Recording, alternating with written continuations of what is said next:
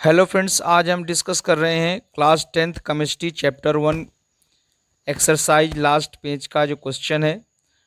Please आप हमारे channel को सब्सक्राइब करें, लाइक करें, अपने फ्रेंड सर्कल में शेयर करें। कोई प्रॉब्लम हो तो कमेंट करें। क्वेश्चन 11 है, why are decomposition reaction called the opposite of combination reaction.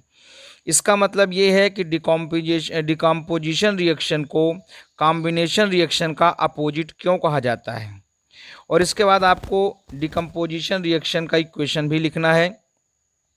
तो कॉम्बिनेशन रिएक्शन का मतलब होता है टू आर मोर मॉलिक्यूल्स मिल करके एक लार्जर मॉलिक्यूल्स बनाते हैं। दो या दो से अधिक मॉलिक्यूल्स मिलके एक बड़ा सा मॉलिक्यूल्स बनाते हैं, इसे कॉम्बिनेशन रिएक्शन कहते हैं। लेकिन डिकम्पोजिशन रिएक्शन में जो लार्जर मॉलिक्यूल्स होता है वो स्प्लिटिंग होकर के टूट करके two or more smaller molecules में चेंज हो जाता है, इसे डिकम्पोजिशन रिएक्शन कहते हैं।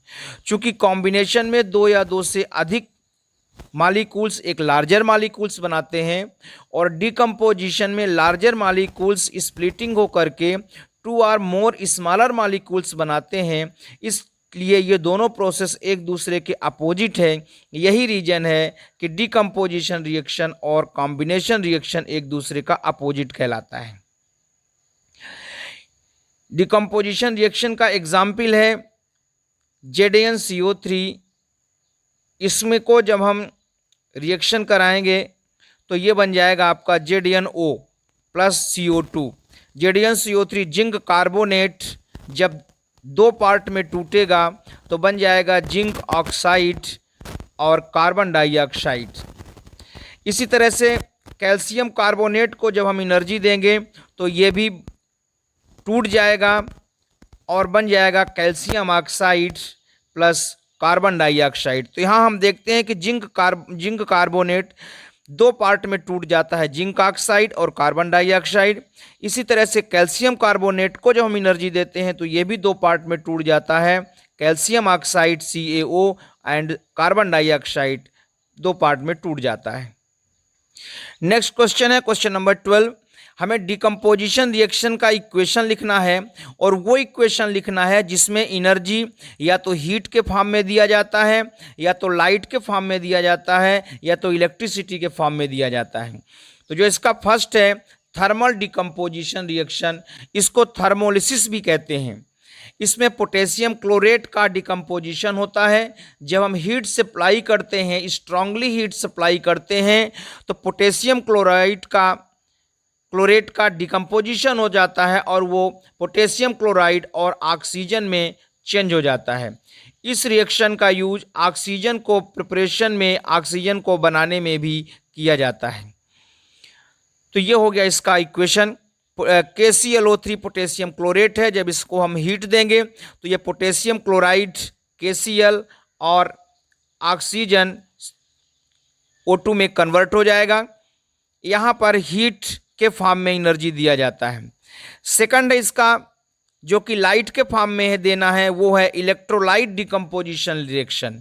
इसको इलेक्ट्रोलिसिस भी कहते हैं। इसमें सोडियम क्लोराइड का डिकम्पोजिशन होता है।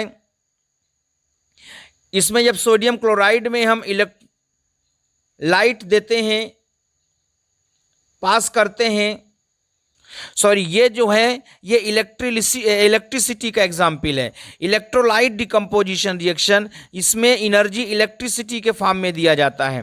तो जब सोडियम क्लोराइड के सॉल्यूशन में हम इलेक्ट्रिसिटी फ्लो कराते हैं, और ये जो सोडियम क्लोराइड है ये मोल्टेन फॉर्म में होता है, तो सोडियम क्लोराइड में जब हम इलेक्ट्रिसिटी फ्लो कराते हैं तो इसमें सोडियम अलग हो जाता है और क्लोरीन अलग हो जाता है। यहाँ पर जो है एनर्जी इलेक्ट्रिसिटी के फॉर्म में दी जाती है। जो थर्ड है इसमें एनर्जी हीट के फॉर्म में दिया जाएगा और इसे बोलते हैं फोटो डिकम्पोजिशन रिएक्शन, इसे बोलते हैं फोटोलिसिस।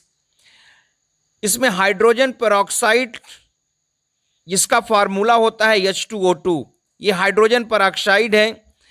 इसमें जब हम लाइट देते हैं तो हाइड्रोजन पेरोक्साइड लाइट के प्रेजेंस में वाटर में चेंज हो जाता है और इसका इक्वेशन है 2H2O2 tense to twice H2O। तो इस तरह से ट्वाइस H2O2, ये जो H2O2 है ये हाइड्रोजन पेरोक्साइड है। जब इसमें हम लाइट देते हैं तो ये वाटर में चेंज हो जाता है। एक्चुअल में इसमें ऑक्सीजन भी बनता है, लेकिन नॉर्मली ऑक्सीजन यहाँ नहीं दिखाया गया है, हम इसको लिख भी सकते हैं +O2।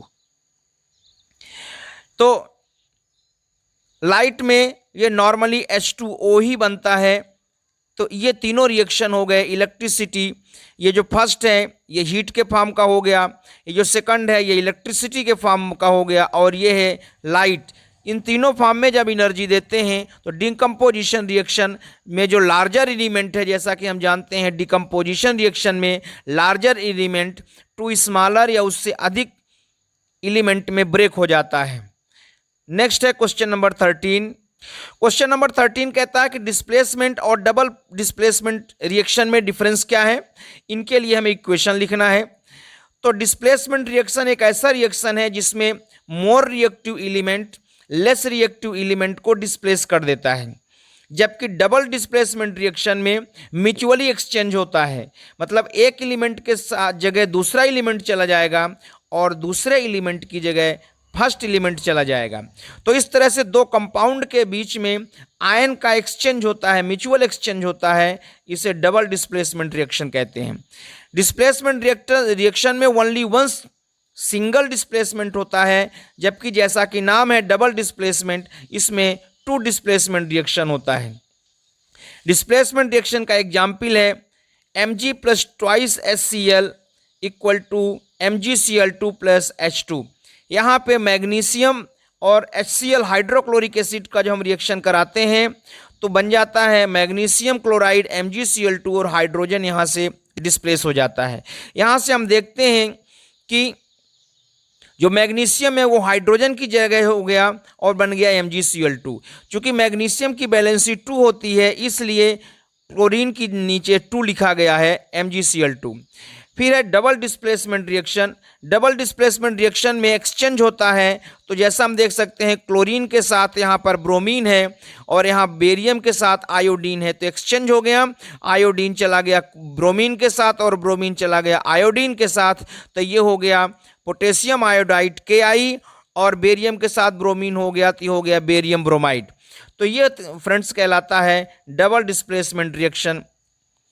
फ्रेंड्स, आप हमारे चैनल को सब्सक्राइब करें, लाइक करें, शेयर करें। कोई प्रॉब्लम हो तो कमेंट करें। Thank you very much.